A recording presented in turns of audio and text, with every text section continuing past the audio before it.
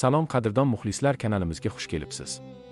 Bugun faqat eng muhim va tezkor futbol yangiliklari haqida gaplashamiz. Bizni qo'llab-quvvatlash uchun obuna bo'lishni va like bosishni unutmang.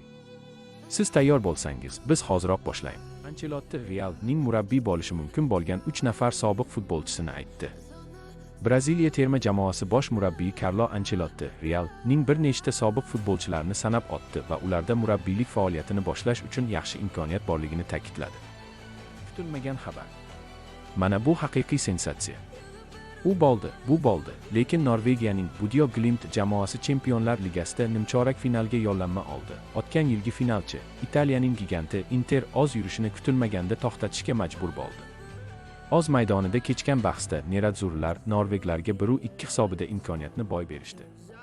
Umumiy hisob esa barchani hayratda qoldirmoqda. 5-2 Bodø Glimt foydasiga. Gollarga to'xtaladigan bo'lsak, mehmonlardan Hauge va Evien Inter darvozasini ishg'ol qilgan bo'lsa, italiyaliklardan faqat Bastoni javob qaytara oldi. Nima deysiz, do'stlar? Chempionlar Ligasida outsiderlar davri boshlandimi? Interning chiqib ketishiga kim aybdor? Izohlarda yozib qoldiring.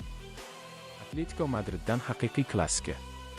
Diego Simeone shogirdlari Chempionlar Ligasida navbatdagi bosqich masalasini ijobiy hal qilishdi. Madridda kechgan bahsda Bryuke jamoasi matraschilarning shiddatiga dosh bera olmadi. O'yin qahramoni esa shubhasiz Alexander Sørloth. Norvegiyalik hujumchi bugun to'xtatib bo'lmas kuchga aylandi va raqib darvozasiga dahshatli hat-trick qayd etdi. Yakuniy hisob 4-1. Umumiy hisob esa 7-4. Atletico foydasiga gollarga nazar tashlaymiz. Sørlothning 3 ta goliga Cardozo bitta gol bilan hamrohlik qildi. Simeone yana o'z uslubida g'alaba qozonmoqda. Sizningcha bu yilgi Atletico Chempionlar Ligasida finalgacha bora oladimi? Fikringizni pastda yozib qoldiring. Shuningdek, bugun yana 2 ta o'yin bo'lib o'tdi. Newcastle Qorabog' 3-2, umumiy hisob 9-3, Bayer Olympiakos 0-0, yakuniy hisob 2-0 va keyingi bosqichga Bodø Glimt, Atletico Madrid, Newcastle va Bayer jamoalari chiqishdi.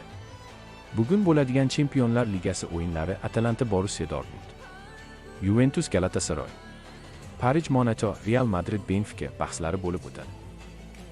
Pedri, Hansi Flick qo'l ostida agar mashg'ulotlarga kechiksangiz dastlabki 10 daqiqa uchun 40 ming yevro to'lashingiz kerak. Ferran, Flickning qoidalariga biroz o'zgartirish kiritishga muvaffaq bo'ldik.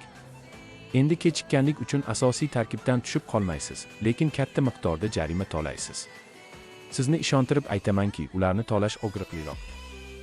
Rekord qayd etildi. Chempionlar Ligasi tarixida ilk marta 6 ta ingliz jamoasi nimchorak finalga yo'l olmoqda. Arsenal, Manchester City, Liverpool, Chelsea, Tottenham, Newcastle.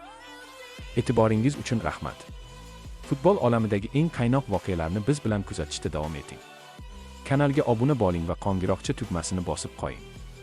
Ertangi yangiliklarda ko'rishguncha omon bo'ling.